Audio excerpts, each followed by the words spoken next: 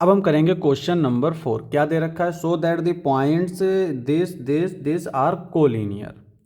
Collinear का मतलब क्या होता है? देखो, जैसे अगर मान लो एक पॉइंट ये है, दूसरा पॉइंट ये है, इसको P मान लिया, इसको Q मान लिया, ठीक है। और इन दोनों पॉइंट्स को हमने मिला दिया, तो ये हमारा एक लाइन सेगमेंट दिख रहा है। अब अगर हम कोई तीसरा पॉइंट इस लाइन के अलग लेंगे, ठीक है, तो अलग लेंगे तो ये एक ट्राइंगल बन जाएगा। ट्राइंगल बन गया तो इसका मतलब ये हुआ कुछ ना कुछ एरिया होगा। तो हम लोग एरिया वाला फार्मूला लगा के भी कर सकते हैं कि अगर एरिया हमारा जीरो होगा तो कोलिनियर होंगे, नहीं तो कोलिनियर नहीं होंगे। तो कोलिनियर का मतलब होता है अगर ये पी क्यू दो पॉइंट है, तीसरा पॉइंट इस लाइन पे कहीं पे भी हो सकता है, तो हम इसको बोलेंगे कि ये तीनों पॉइंट कोलिनियर हैं। अब सुनो, देखो, डायरेक्शन कोसाइन का मतलब क्या होता है? मान लो अगर हम ऐसे कर रहे हैं, एक लाइन हमारी इस तरह से है, कोई भी वेक्टर मान लो ये, जैसे अगर हमने इसको आर मान लिया, तो ये मान लो पी आर इस तरह से है, ठीक है, या फिर हाँ पी आर इस तरह से है।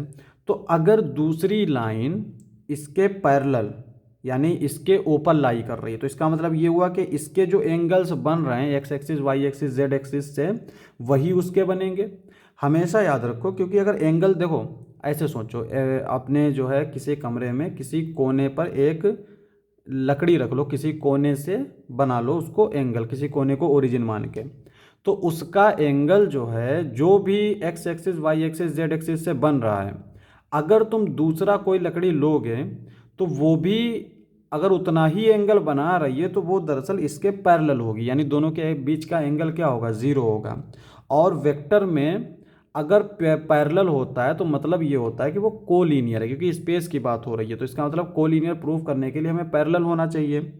तो डायरेक्शन रेशियोज सेम होने चाहिए, यानी सबके सब जो है डायरेक्शन रेशियोज की बात कर रहा हूँ, एंगल जो है वो सेम होना चाहिए। तो यहाँ पे हम लोग क्या करेंगे, इसका इसके साथ हम लोग डायरेक्शन कोसाइन रेशियोज निकाल लेंगे और इसका इसके साथ निकाल लेंगे, क्योंकि डायरेक्शन रेशियोज डायरेक्शन कोसाइन के प्रोपोर्शनल होते हैं। और डायरेक्शन कोसाइन क्या होते हैं? Cos alpha cos beta cos cos gamma. तो अगर cos alpha cos beta cos gamma मतलब किसी स्केलर के मल्टीपल के इक्वल आ रहे हैं, तो इसका मतलब दोनों पैरेलल होंगे। तो यहाँ पे देखो, इसको हम लोग ए मान लेते हैं, बी मान लेते हैं, सी मान लेते हैं। तो direction ratios of A B, तो ए बी लाइन के डायरेक्शन रेशियोज क्या होंगे? इसको इससे सेपरेट कर दो, यानी -1 को -2 यानी -3 बचेगा, -2 -3 -5 बचेगा, 1 -4 -3 बचेगा। तो ये डायरेक्शन रेशियोज ए बी के हो गए। सिमिलरली डायरेक्शन रेशियोज ऑफ ए सी के डायरेक्शन रेशियोज निकाल लो, या फिर बी सी के, ठीक है। तो बी सी के डायरेक्शन रेशियोज क्या आएंगे? इसमें से इसको सब्ट्रैक्ट करो यानी 6 बचेगा, और इसमें से इसको करोगे तो ये 10 हो जाएगा, इसमें से इसको सब्ट्रैक्ट करोगे तो ये 6 बचेगा। तो यहाँ पे हम देख सकते हैं कि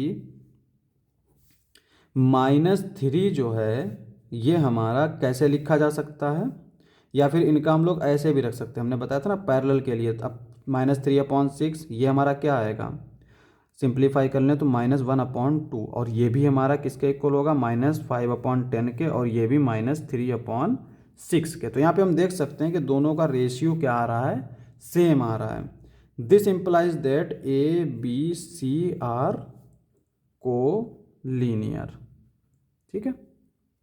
अच्छा, इसको थोड़ा सा विजुलाइज और करने की कोशिश कर सकते हैं। देखो, मान लो ये पॉइंट ए यहाँ दे रखा है, ठीक है, और बी पॉइंट हमारा मान लो यहाँ दे रखा है, ठीक है, और सी पॉइंट हमारा मान लो यहाँ दे रखा है, ठीक है। तो हमने क्या किया, ए बी जो वेक्टर था उसके डायरेक्शन रेशियोज निकाले। डायरेक्शन रेशियोज और डायरेक्शन कोसाइंस लगभग प्रोपोर्शनल है, तो लगभग सेम तरीके से बिहेव करते हैं, इसीलिए हम यहाँ पे डायरेक्शन कोसाइन की तरह ही बात करेंगे।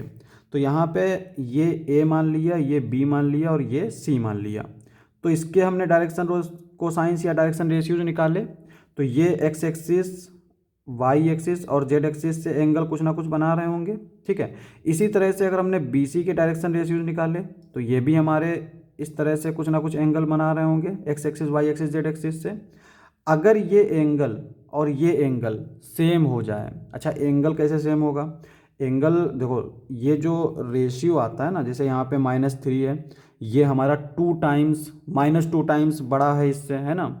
तो इसका मतलब ये हुआ कि ये जो वेक्टर है यानी इसकी लेंथ बड़ी है, डायरेक्शन का फ़र्क नहीं पड़ता। जैसे हम लोग वेक्टर में पढ़ते थे ना कि ए अगर हमारा लेमडा बी है तो ये इनकी डायरेक्शन सेम होगी, क्योंकि यहाँ पे लेमडा कोई भी स्केलर हो सकता है, डायरेक्शन सिर्फ जो है कब चेंज होती है। मान लो जैसे आई है, ये जे है, दूसरा वेक्टर लिया 2i + 2j, तो इनकी डायरेक्शन सेम है। लेकिन अगर हमने वेक्टर ले लिया 2i + j, तो इसकी और इसकी डायरेक्शन अलग हो जाएगी। ठीक है, इसी तरह से यहाँ पे ये भी बिहेव करता है।